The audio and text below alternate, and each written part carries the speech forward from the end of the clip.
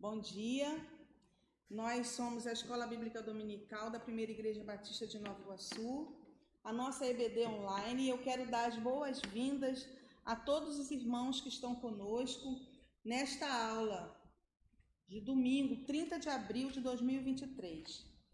Nossa revista é a revista Compromisso, e nesse trimestre nós estamos estudando o Evangelho de Lucas, a vida de Jesus Cristo através do Evangelho de Lucas. E neste domingo, nós estamos na nossa quinta lição e o nosso tema é luz, câmara e ação. Câmera e ação. Mas antes de nós começarmos o nosso estudo, eu quero agradecer a nossa diretora da EBD, a irmã Esther, pela oportunidade de estar com os irmãos, meditando nesse texto. E também quero orar neste momento com os irmãos. Vamos orar. Senhor Deus e Pai, nós estamos diante do Senhor nesta manhã, nesse dia, para te agradecer, Senhor, por tudo que Tu és, por tudo que Tu faz, pela Tua bondade, Senhor, pelo Teu amor, pelas Tuas misericórdias que são renovadas sobre nossas vidas a cada manhã. Obrigada, Deus, porque Tu sempre está nos dando a oportunidade de nos aproximarmos a cada dia do Senhor e buscarmos mais a Ti, Senhor. Tu tem esse interesse, Senhor, em ter intimidade conosco. Muito obrigada, Deus, pelo Teu grande amor, muito obrigada pela Tua graça, pelo Teu perdão. E seja conosco, Deus, nesta manhã, neste dia, nos abençoando, Senhor, nos orientando, nos conduzindo e nos ajudando a cada dia a fazermos a Tua vontade, a ouvirmos o Teu ide, a seguirmos Ele, Senhor, e a proclamarmos a Tua palavra. Obrigada por esta igreja, Senhor, a Primeira Igreja Batista de Nova Iguaçu. Obrigada pela vida do pastor Kleber, Senhor Deus. Obrigada pela Escola Bíblica Dominical. Muito obrigada, Deus, porque Tu tem nos dado a oportunidade de te conhecer mais, de aprender mais de Ti, através da Tua casa, através dessa escola bíblica. Obrigada, Senhor. Fica conosco, a oração que eu te faço. E te agradeço em nome de Jesus, o Teu Filho. Amém. Como eu estava falando, irmãos, o nosso tema é luz, câmera e ação. Esse tema, ele nos convida a uma cena de um filme ou uma peça de teatro. E todo filme, toda peça, nós temos personagens, nós temos cenários e temos um tema, e eu quero convidar os irmãos a passearem comigo nesses cenários propostos em Lucas capítulo 9 e 10. E o nosso primeiro cenário, a nossa primeira cena, será a partir do versículo 1 do capítulo 9, e a pergunta para esse cenário é: quem fará parte do seu reino? E antes de nós começarmos exatamente no texto bíblico, eu queria ler com os irmãos uma introdução de um comentário do Evangelho de Lucas, em que o comentarista William Barclay, ele nos informa que a tradição, eu acho muito importante, irmãos, a gente sempre buscar saber, entender por que esse livro foi escrito. Então eu quero só dar uma passeadinha numa parte do comentário desse comentarista chamado William Barclay. Ele diz que a tradição tem crido que Lucas é o autor deste livro, desse evangelho, e nós não temos nenhum impedimento em aceitar essa tradição. No mundo antigo, era muito comum atribuir os livros a nomes famosos. E ninguém via mal nisso, né? Mas Lucas, ele nunca foi uma figura famosa na igreja primitiva.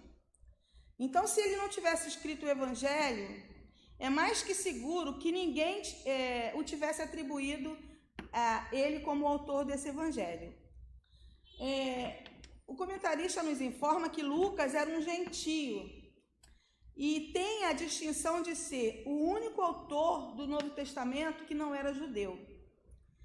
Ele era um médico de profissão, como está lá em Colossenses 4,14, que a gente lê quando Paulo escreve essa carta, diz assim, lá no versículo 14 do capítulo 4. Saudai-vos, Lucas, o médico amado, e também a Demas. E possivelmente esse mesmo feito lhe conferisse uma grande simpatia pela qual ele possuía. Tem-se dito que um pastor vê o melhor dos homens, um advogado vê o pior, e um médico os vê tal como eles são. Lucas via os homens e os amava. O livro foi escrito para um homem chamado Teófilo, e é chamado Excelentíssimo Teófilo, um tratamento que geralmente se dava aos altos funcionários do governo romano. Sem dúvida, Lucas o escreveu para contar mais a respeito de Jesus a uma pessoa muito interessada e teve êxito em dar a Teófilo um quadro que deve ter aproximado seu coração ainda mais ao Jesus do qual ele tinha ouvido falar. William nos diz que cada um dos 4 evangelhos foi escrito de um certo ponto de vista.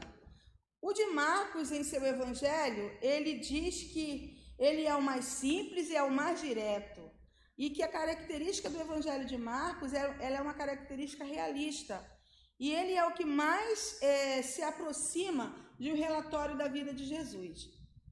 Já Mateus, ele é um judeu, e ele escrevia para judeus, e veria em Jesus o Messias, o leão da tribo de Judá, o anunciado por todos os profetas. João é o evangelho no qual um filósofo pode encontrar temas para pensar durante toda a sua vida, e só vai resolvê-los lá na eternidade. Lucas viu em Jesus o sacrifício por todo mundo. Por sobretudo, ele rompe todas as barreiras. E Jesus é para os judeus e os gentios, santos e pecadores.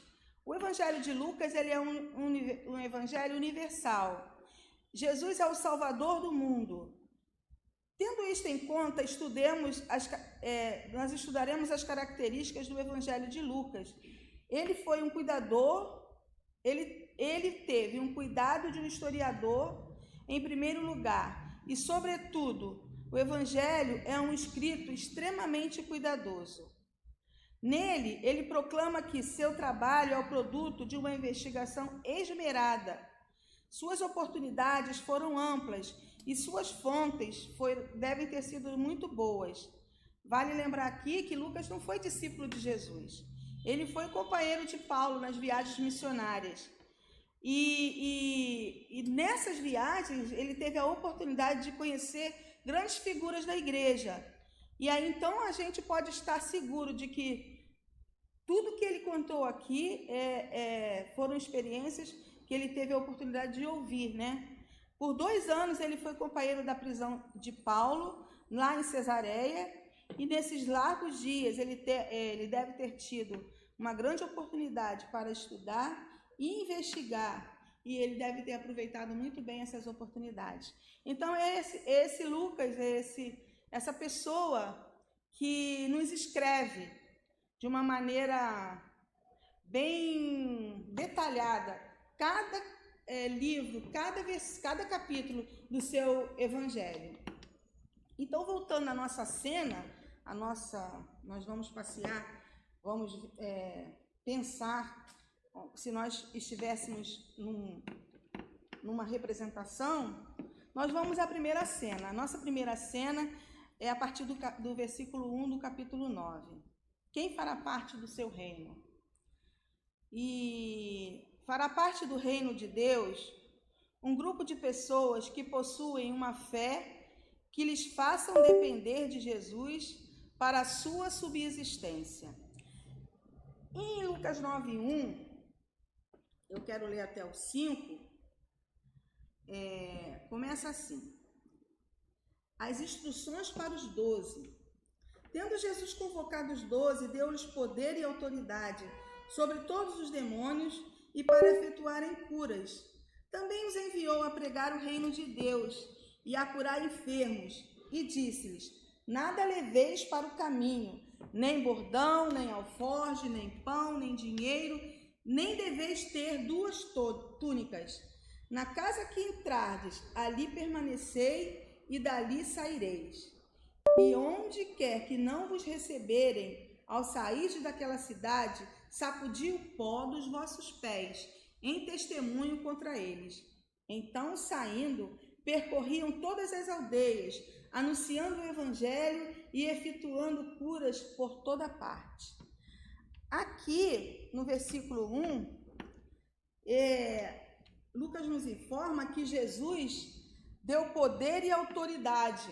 Poder e autoridade, poder é uma capacidade inerente da pessoa, ela recebe o poder. E autoridade é um direito de exercer o poder. E eles tiveram esse direito e esse poder de pregar e de curar. O ministério deles devia ser uma extensão do seu próprio. Nada leveis para o caminho. Jesus queria experimentar a fé deles, não deixando que fizessem complicados preparativos para a viagem. Normalmente, quando a gente vai fazer uma viagem, a gente coloca muita coisa na mala.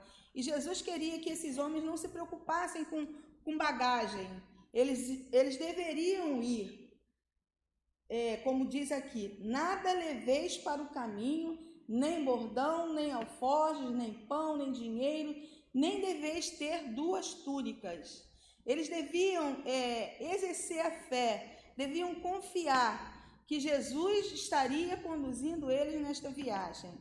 Porque lá no primeiro versículo já está dizendo, eu lhes darei capacidade, lhes darei poder e lhes darei autoridade, que é o direito de exercer o que eu estou lhe ordenando. Então, aqui Jesus dá a orientação para eles. Vocês entrem numa casa e fiquem ali. Não procurem nada, uma casa melhor, fique ali. E dali, quando você sair, você continua pregando o evangelho. E se a pessoa que você for anunciar a palavra, ela não quiser te aceitar, não quiser receber a tua palavra, você sacode a poeira e continua fazendo aquilo que eu lhe dei poder, que é pregar o evangelho. E aí, a partir do versículo 10, eles foram e pregaram o evangelho, e a partir do versículo 10, nós vemos que eles foram bem entusiasmados, conseguiram êxito naquilo que eles fizeram e regressaram. E aí no versículo 10 a gente lê assim, ao regressarem, os apóstolos relataram a Jesus tudo o que tinham feito e levando-os consigo, retirou-se à parte para uma cidade chamada Betsaida. Betsaida, ela era uma cidadezinha no litoral ao norte do lago, a leste da enseada do rio Jordão, e ela tinha uma distância moderada das maiores cidades da costa ocidental do lago. Como a gente pode ver, Betsaida era uma cidadezinha rodeada por lagos, por rios, né? Então, aí eles vão com Jesus, né? E Jesus, no versículo 10, fala assim, e levando-os consigo, retirou-se à parte para uma cidade chamada Betsaida. Jesus era aquela pessoa que chegava num local e não conseguia não ser percebido. Todos percebiam a presença de Jesus. E não foi diferente aqui nesse momento, onde ele se retirou com os discípulos para um lugar, né? Ele deu o poder e a capacidade deles realizarem aquela tarefa, a autoridade, e ele concedeu isso para todos os seus apóstolos. Eles eram capazes de expulsar demônios e de curar enfermos. Mas o ministério mais importante que eles receberam de Jesus foi a incumbência de pregar o evangelho. Lá no versículo 6 do capítulo 9, esse termo aí de anunciando, ele destaca como arauto, aquele que proclama a mensagem do rei, né? Significa pregar as boas novas. Eles foram aqueles arautos que pregaram as boas novas. E eles voltaram felizes, porque eles conseguiram êxito naquilo para a qual eles foram enviados. A capacidade deles de realizarem curas, como fala aqui no versículo 2, né? Também os enviou a pregar o reino de Deus e a curar os enfermos. Essa capacidade era para autenticar que eles eram enviados de Jesus. Era para dar autoridade de que aqueles 12, eles foram separados por Jesus para pregar a sua palavra. E aí nesse versículo, a partir do versículo 10, onde eu quero chegar também, é que aqui acontece a multiplicação dos pães e dos peixes. Nós vamos fazer uma passagem bem rápida nesse texto, né? Os milagres eram provas de que eles haviam sido enviados. Por quê? Porque a palavra de Deus, hoje nós usamos para testar o ministério de uma pessoa. Os milagres por si mesmo, nós não somos chamados para realizar milagres. Nós somos chamados para pregar o reino de Deus, levar o evangelho do reino de Deus. Esses milagres que eles operaram foi somente para que eles fossem reconhecidos como os discípulos de Jesus. Nós hoje não somos chamados para realizar milagres, nós somos chamados para pregar o evangelho. Então, hoje nós usamos a palavra de Deus para testar o ministério de uma pessoa, porque os milagres por si mesmos, eles não provam que uma pessoa foi verdadeiramente enviada por Deus, porque Satanás também é capaz de realizar falsos ministérios e fazer coisas e prodígios. Isso a gente encontra lá em 2 Coríntios, capítulo 11, de 13 a 14, que diz: porque os tais são falsos apóstolos, fraudulentos, transformando-se em apóstolos. E não é de admirar, porque o próprio Satanás se transforma em anjo de luz, porque surgirão falsos cristos e falsos profetas, e farão tão grandes sinais e prodígios, que se fosse possível, enganaria até os escolhidos. Isso está lá em Mateus 24, 24. Então, como eu falei lá logo no comecinho do nosso estudo, fará parte do reino de Deus um grupo de pessoas que possuam uma fé que lhes faça depender de Jesus para a sua subsistência. Por isso que aqui é tão importante esse relato da multiplicação dos pães e dos peixes. Esse relato, ele contém nos 4 evangelhos. Como lemos aqui, Jesus percebe uma necessidade, a fome daquela multidão. Eu vou ler rapidamente aqui, Mas, a partir do versículo 11, mas as multidões, ao saberem, seguiram-no, acolhendo-as, falava-lhes a respeito do reino de Deus, e socorria os que tinham necessidade de cura. Então, Jesus, quando foi abordado por aquelas pessoas, ele parou e falou a respeito do reino de Deus.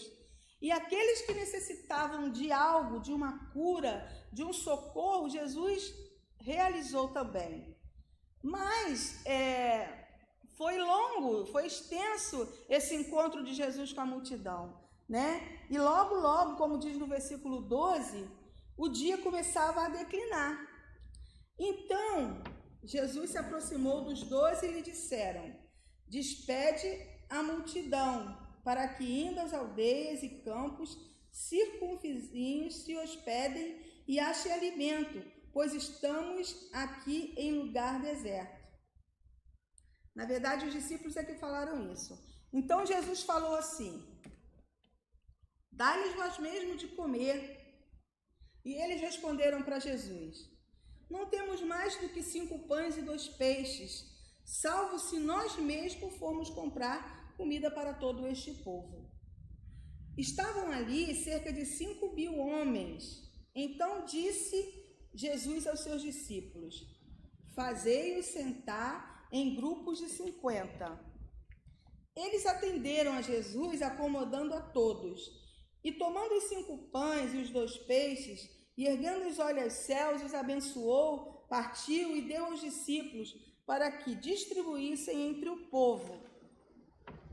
Todos comeram e se fartaram, e dos pedaços que sobejaram foram recolhidos 12 cestos.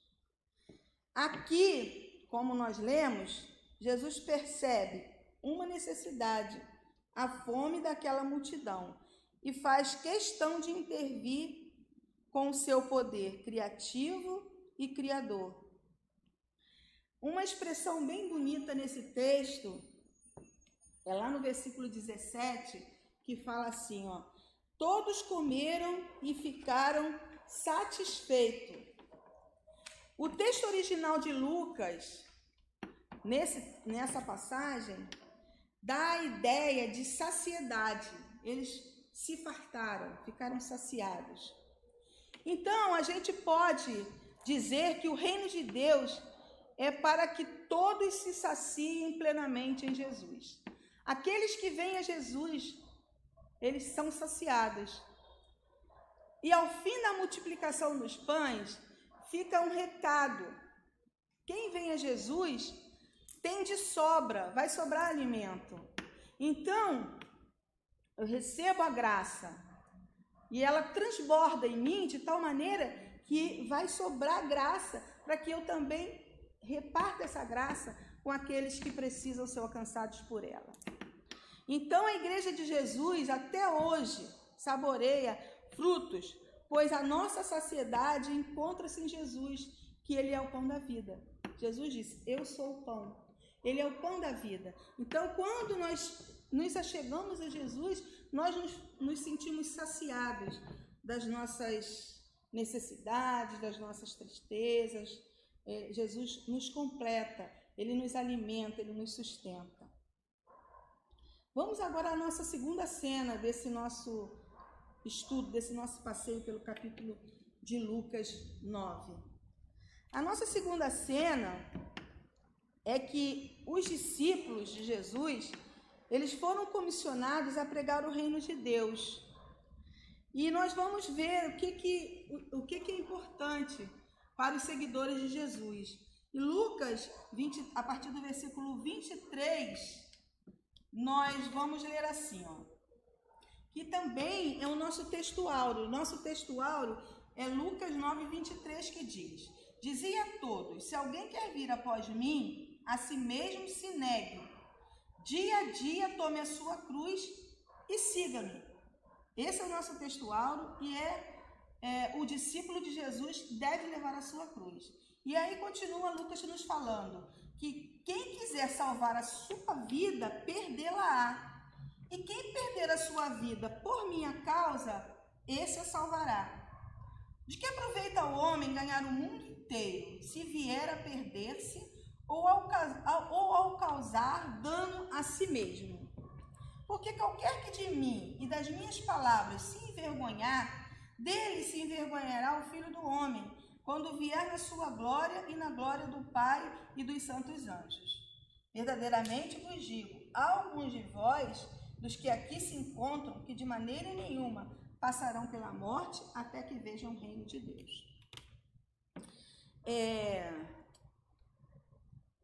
Dizia a todos: se alguém quer vir após mim, a si mesmo se negue dia a dia, tome a sua cruz e siga-me.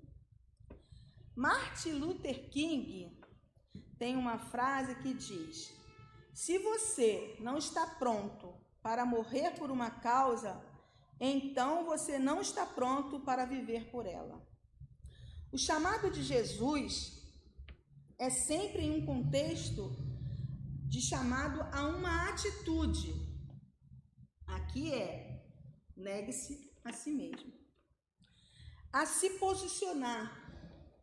Ser um discípulo de Jesus não é ser um admirador, não é ser um seguidor. Hoje, muitas pessoas têm seguidores no Instagram, em várias redes sociais. Mas ser discípulo de Jesus não é ser um seguidor somente.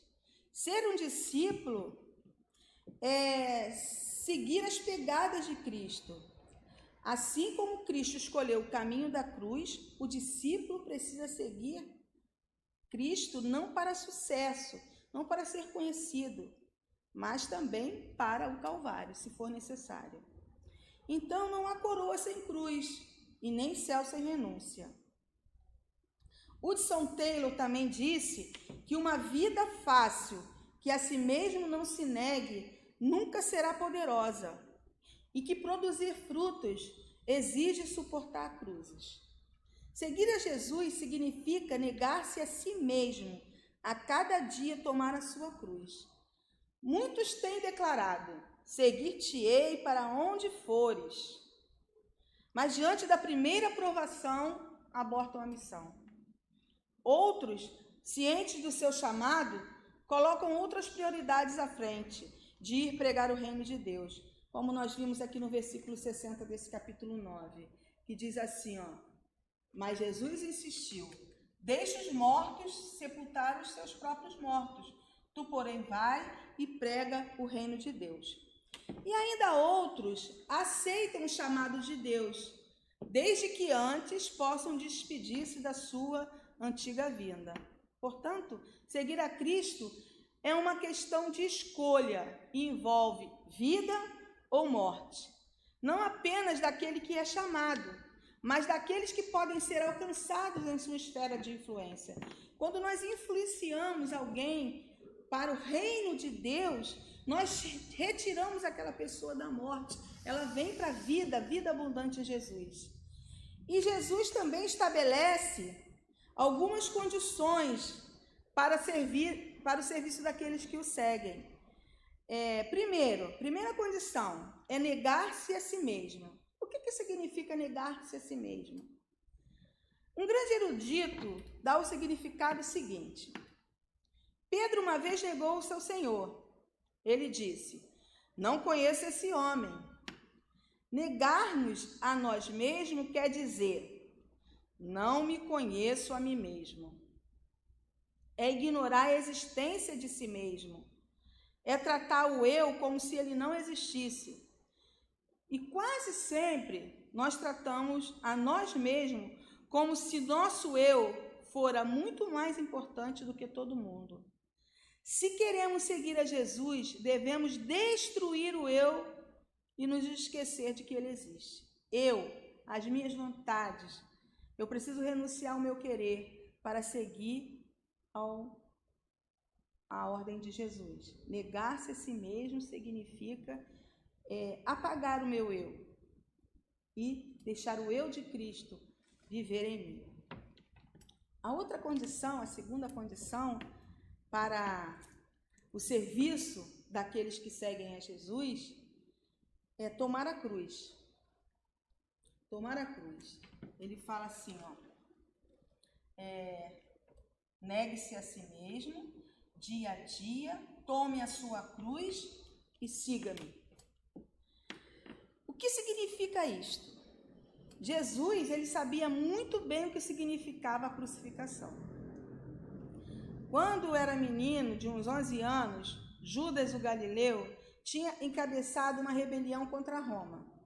Tinha atacado o exército real de Séforis, que estava a uns 6 quilômetros de Nazaré. A vingança dos romanos foi rápida e repentina. Queimaram a cidade inteiramente, seus habitantes foram vendidos como escravos e 2.000 rebeldes foram crucificados com o passar do caminho para que fossem uma terrível advertência para que os outros que queriam fazer o mesmo não fizessem. Tomar a nossa cruz significa estar preparados para enfrentar coisas como esta por nossa fidelidade a Deus.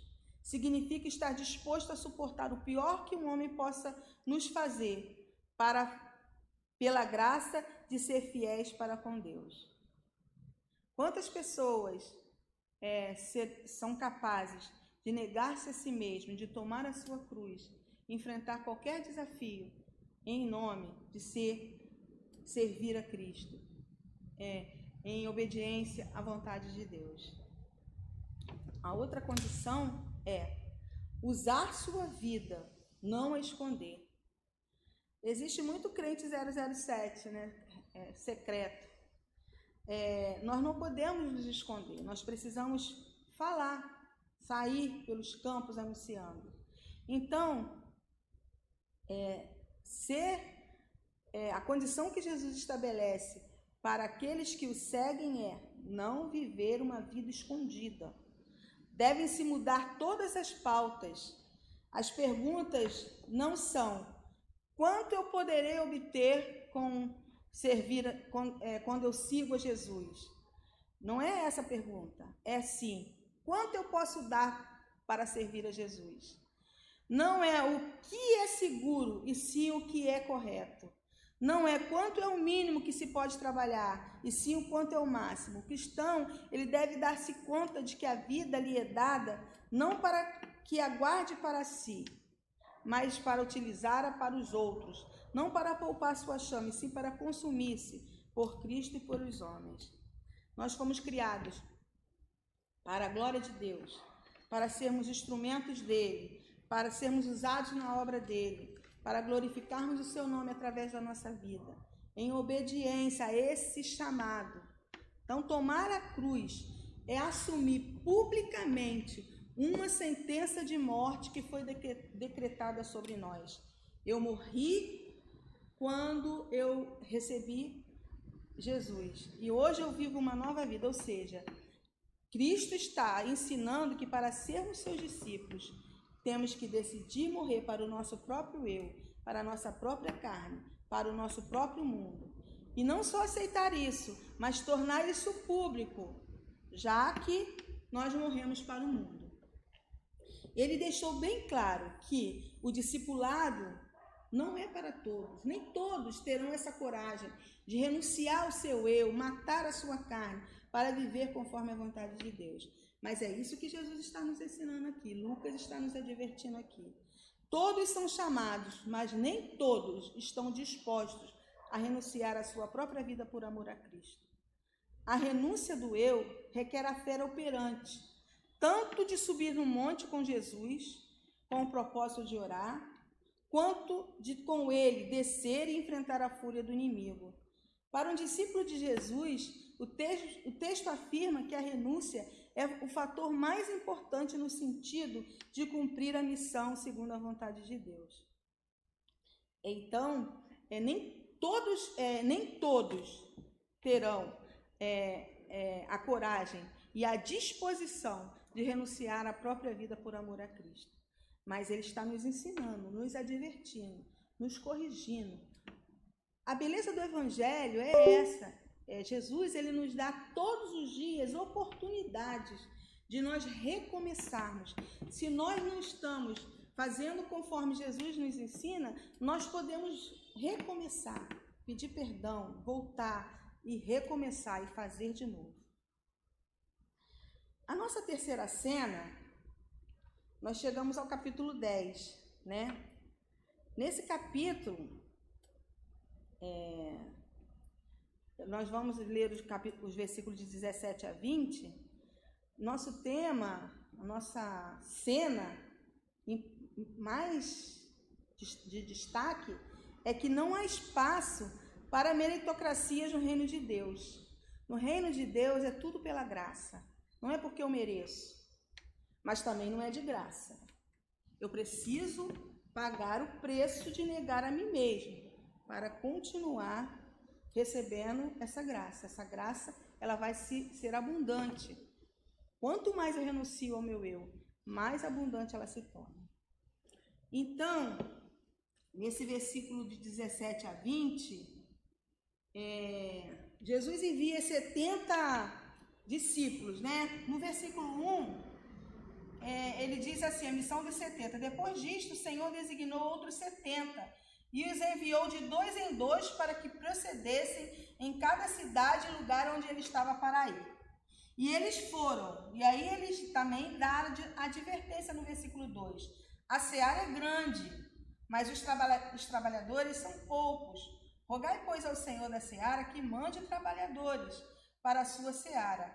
Ide, eis que eu vos envio como cordeiros no meio de lobo. E mais uma vez ele orienta. Não leve bolsa, nem alforje, nem sandálias, e a ninguém saudeis pelo caminho.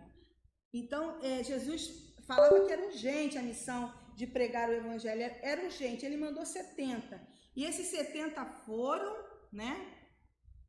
E pregaram a palavra, anunciaram o reino e eles regressaram. E eles regressaram, e a partir do versículo 17, a gente lê assim, ó. Então regressaram os 70 possuídos de alegria, dizendo: Senhor, os próprios demônios se nos submetem pelo teu nome. Mas ele lhes disse: eu vi a Satanás caindo do céu como um relâmpago. Eis aí, vos dei autoridade para pisar de serpentes e escorpiões, e sobre todo o poder do inimigo, e nada absolutamente vos causará dano. Não obstante, alegrai-vos, não porque os espíritos se vos submetem, mas sim porque o vosso nome está arrolado nos céus. Nesse texto, a gente vai pensar nas pessoas que fazem a obra de Deus achando que elas são superpoderosas, que todo o poder elas têm por elas próprias. Elas não se lembram que Jesus fala que eu lhe darei poder, Ele que nos dá poder, né? E ser-me-eis testemunhas, vocês devem ir pregar a mensagem. E tem uma chamada aqui nessa passagem que é muito importante, que Jesus, ele conhece o nosso coração, ele nos vê no secreto. Então, a gente não precisa ser marqueteiro, ser pessoas que dizem que tem uma intimidade que não tem. Jesus, ele nos conhece. Então, Jesus ele orienta aqui os discípulos que eles não deveriam ser pessoas que deviam ter orgulho com aqueles resultados que eles obtiveram no trabalho que eles executaram. Que eles deveriam ser felizes porque eles tinham o nome escrito no livro da vida. Então, nós não devemos realizar a obra de Deus somente para causar uma boa impressão ou para acharmos que nós temos algum mérito quando realizamos essa obra. Nós precisamos realizar a obra de Deus em obediência, em humildade e em submissão. Um autor, ele diz assim, Warren Wiersbe diz assim: a nossa maior alegria não está no serviço nem na salvação, mas está em nos sujeitar à vontade soberana do Pai Celeste, pois é nessa vontade soberana que é o nosso alicerce, tanto em servir a Deus, tanto na nossa salvação. E para a nossa reflexão, eu quero pensar com os irmãos que a missão de Jesus, ela não é para os entusiasmados ou para os aventureiros de plantão. Ela é para aqueles que são discípulos a qualquer preço. É para os que seguem sabendo que perderão tudo para ao mesmo tempo ganharem o que de fato importa, que é, como Jesus fala aqui, o seu nome está arrolado nos céus. Jesus nos ensina que a nossa alegria no serviço não está baseada em nossas realizações, mas sim naquilo que foi realizado, no propósito daquilo, no que foi alcançado. Muitos crentes, eles se orgulham do serviço e projetam seus números pessoais para causar uma boa impressão. Mas Jesus chama a nossa atenção mais uma vez, que o mais importante é a intimidade. Ele nos conhece no secreto e ele sabe quando nós o servimos com humildade, com integridade, com sinceridade, quando nós realizamos o seu trabalho com amor, diante em obediência à sua ordem. E nós precisamos ficar reflexivos com relação a isso. Como que eu tenho realizado a obra de Deus? Qual tem sido a minha motivação? Por que eu faço aquilo? Eu preciso pensar que é na intimidade que Jesus se alegra com as minhas ações. E vamos à nossa quarta cena. Estamos quase chegando ao final do nosso estudo, né? E a nossa quarta cena, como eu já falei anteriormente, que Jesus nos conhece na intimidade, no secreto, nós vamos falar de intimidade. Nós vamos falar de duas irmãs que Jesus conhecia muito bem. A partir do versículo 38 de Lucas 10, Jesus vai se hospedar na casa de Marta e de Maria. Versículo 38 diz assim, do capítulo 10. E aconteceu que, indo eles de caminho, entrou Jesus numa aldeia. E certa mulher, por nome Marta, o recebeu em sua casa. E ela tinha uma irmã chamada Maria, a qual, assentando-se também aos pés de Jesus, ouvia a sua palavra. Marta, porém, ainda andava distraída em muitos serviços. E, aproximando-se, disse: Senhor, não se te dá que a minha irmã me deixe servir só? Dize-lhe que me ajude. E respondendo Jesus, disse-lhe: Marta, Marta, estás ansiosa e afadigada com muitas coisas, mas uma coisa só lhe é necessária. E Maria, ela escolheu a parte da qual não lhe será tirada. Aqui, nessa história, Jesus chega na casa dessas duas irmãs, que são as irmãs de Lázaro, com os 12 apóstolos. Ele chega lá, passa lá, né? Entrou lá e vai para a casa delas. E Marta, sempre preocupada com as atividades, com a alimentação, em receber Jesus, ela queria fazer o melhor para Jesus. E Maria, ela queria também fazer o melhor para Jesus, mas ela queria mais intimidade com Jesus do que servir a Jesus.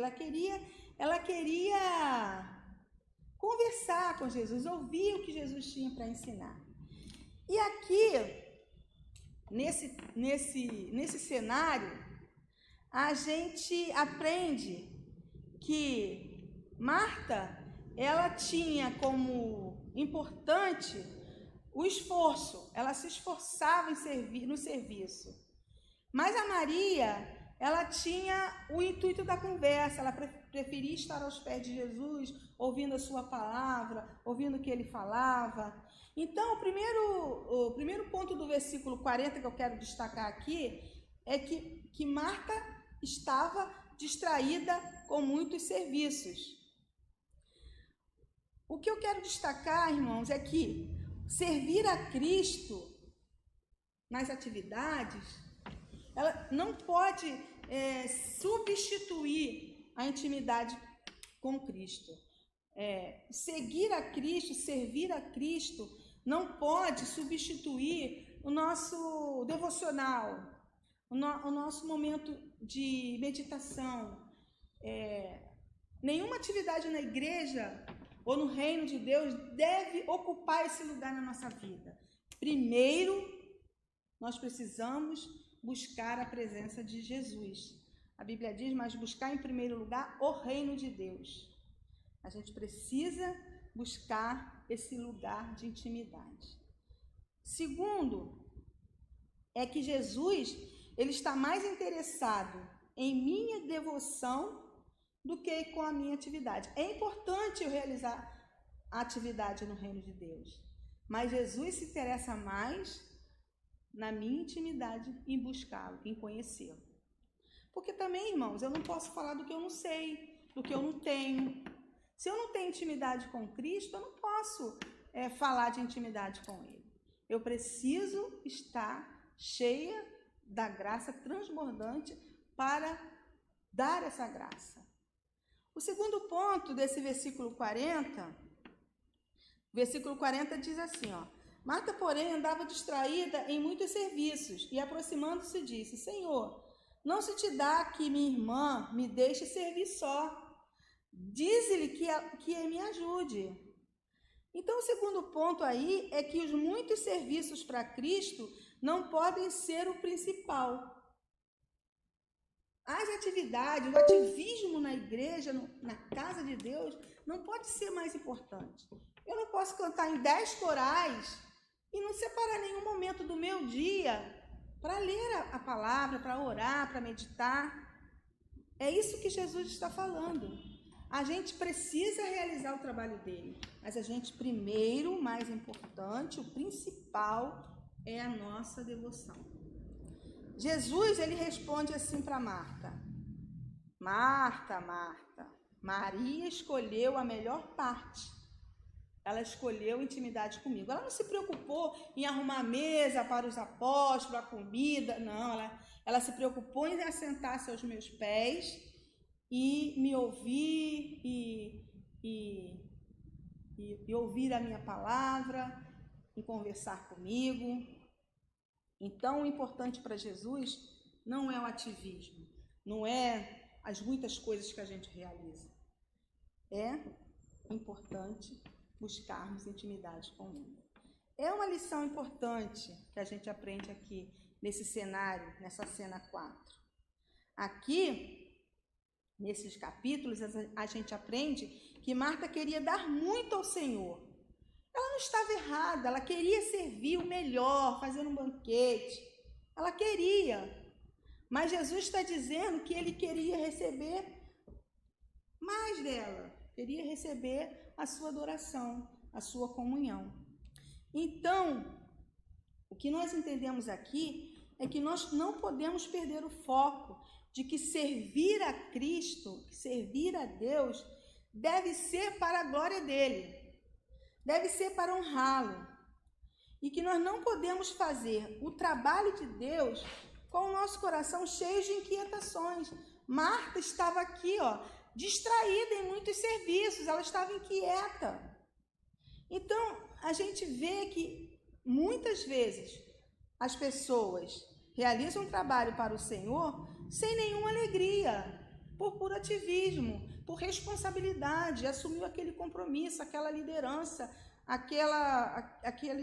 aquele momento, e ela acaba se distraindo com as suas inquietações, com as suas responsabilidades, e ela acaba não servindo a Deus conforme ele deseja, né? Então, é a pessoa que faz assim, ela perdeu o motivo de servir a Deus. Nós devemos servir a Deus para que Ele se deleite em nós e nós nos deleitemos nele. Nós precisamos ter o cuidado de realizar o trabalho de Deus com um coração devoto, com um coração contrito, com alegria, com esperança. A gente não pode servir a Deus só por atividade, só por responsabilidade. Jesus diz que somente uma coisa é importante: intimidade e devoção com Ele. Jesus, Ele quer que o nosso coração seja entregue totalmente a Ele. A parte mais importante da vida cristã é a que só Deus vê. Deus nos vê como nós somos. A menos que nós tenhamos um encontro pessoal, particular com Cristo todos os dias, se nós não fizermos isso, ter esse encontro pessoal e particular, nós logo terminaremos como Marta, atarefados, muito atarefados, com muitas atividades, mas nós não estaremos sendo abençoados. Então, quando nós nos achegamos a Jesus na sua casa e na sua obra, deve ser com um desejo sincero de querer mais de Deus, de receber mais de Deus. Maria escolheu o principal, a melhor parte: conhecer a Jesus, adorar a Ele, desfrutar de intimidade com Ele. E o que é a vida eterna? O que é a vida eterna? A vida eterna, ela é conhecer mais e mais a Jesus. E é isso que Jesus espera que nós tenhamos, prazer nele, e que nós o amemos de todo o nosso coração. Porque a vida eterna é essa: conhecer e conhecer mais e mais a Jesus. E eu quero falar mais uma frase de um pensador, David Wilkerson. Ele disse assim, ó, é uma frase bem impactante também. Há muita gente que passa a vida fazendo coisas boas e legítimas, porém, o Senhor não é o primeiro para elas. Ele não é o centro de suas vidas. Se Ele fosse, não o colocaríamos de lado. Elas achariam tempo para ficar com Ele. E, pasmem, alguns crentes ficarão de fora dos céus. Quase concluindo, o discípulo saciado plenamente por Jesus está sempre disponível para conversar com Ele. Receber Jesus sempre implicará em receber Jesus. Se isso não ocorrer, a relação com Ele pode até ser formal e mecânica, mas jamais será vital, jamais trará vida. Então, diante das complexidades da vida, nós somos provados o tempo todo acerca qual reino seremos leais. A nossa missão em Jesus continua sendo a de anunciar o seu evangelho a todas as pessoas. Se perdemos o foco do nosso compromisso com o evangelho de Jesus, nós nos tornaremos reféns de outros evangelhos. O que caracteriza a ação de Jesus em nós e por nós é o testemunho da nossa comunhão desinteressada com Jesus, que se desemboca em humildade própria de quem se sacia no provedor, que é Jesus, e não em suas provisões. A capacitação dos discípulos para a missão, que abalou o mundo, não foi um privilégio dado apenas a eles, mas eles foram as primícias da nova igreja de Deus, anunciando o evangelho e efetuando curas em toda parte. Essa missão é dada a nós também. Nós devemos viver uma vida que abale o mundo, mostrando o que Cristo é para nós. E no conhecimento dessa verdade, nós vamos usar a luz que possuímos com a finalidade de libertar pessoas das cadeias do inimigo. A esses libertos, no devido tempo, a luz da verdade lhes será revelada pelo Espírito Santo e terão um papel fundamental no cumprimento do reino de Deus nos últimos dias. E a nossa última cena, concluindo nossa leitura desse evangelho, desses 2 capítulos, é que nós fomos introduzidos nessa história. E na cena de nossa caminhada com Cristo, nós precisamos focar na missão que Jesus nos deu e nos ensinamentos. Essa caminhada com Cristo, ela envolve intensidade e continuidade, ou seja, frequência. Nós precisamos e devemos buscar a presença de Cristo todos os dias, como fez Maria. Maria, ela largou tudo e se pôs aos pés de Jesus. Manter o relacionamento com Ele é importante, esse relacionar-se, é isso. Só desfrutaremos da intimidade, nós só desfrutamos da intimidade daqueles que vivem conosco diariamente. Então, para que eu seja íntima de Jesus, para que Ele se revele a mim dia a dia, eu preciso buscar essa intimidade com Ele. E me avaliando nessa cena, desses episódios aqui, eu penso que o meu foco está centralizado em Jesus, ou eu ainda preciso fazer alguns ajustes para chegar a esse foco central? A minha vida, ela está centralizada na intimidade com Jesus, nessa obediência, nesses requisitos que são importantes para os seus seguidores, ou eu ainda preciso fazer alguns ajustes? Meu desejo é que a gente decida hoje mesmo investir mais em um relacionamento diário e contínuo com o nosso Senhor Jesus Cristo, através da meditação da sua palavra e na oração. E que para isso Deus nos abençoe.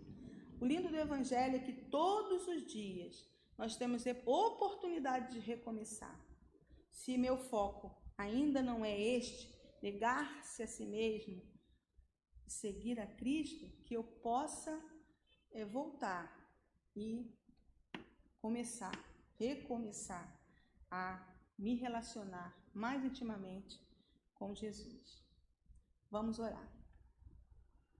Querido Deus e Pai, nós te agradecemos por esse dia mais uma vez, Senhor, por essa oportunidade de falar contigo, Pai. Obrigada pela tua palavra, Senhor, muito obrigada. Como é maravilhosa a tua palavra, como ela nos ensina, nos orienta, Senhor. Obrigada, Deus, porque o Senhor nos dá cada dia a oportunidade de nós retomarmos, ó Pai, a nossa comunhão com o Senhor. Que o Senhor nos ajude, que o Senhor nos inspire a te buscar, a te conhecer, Senhor, mais e mais. Que a nossa vida possa ser transbordante do teu amor, da tua graça, do teu favor, e que a gente seja instrumento, que a tua palavra seja levada a todos aqueles que ainda não te conhecem. Muito obrigada, Deus, por esta igreja, muito obrigada por essa escola, muito obrigada por as pessoas que estão do outro lado assistindo, Senhor, que a tua palavra se complete no coração de cada um, Senhor. E eu te agradeço, Senhor, por esta oportunidade, porque eu não mereço, Senhor. Eu não mereço, tu sabes, mas eu te agradeço por essa oportunidade.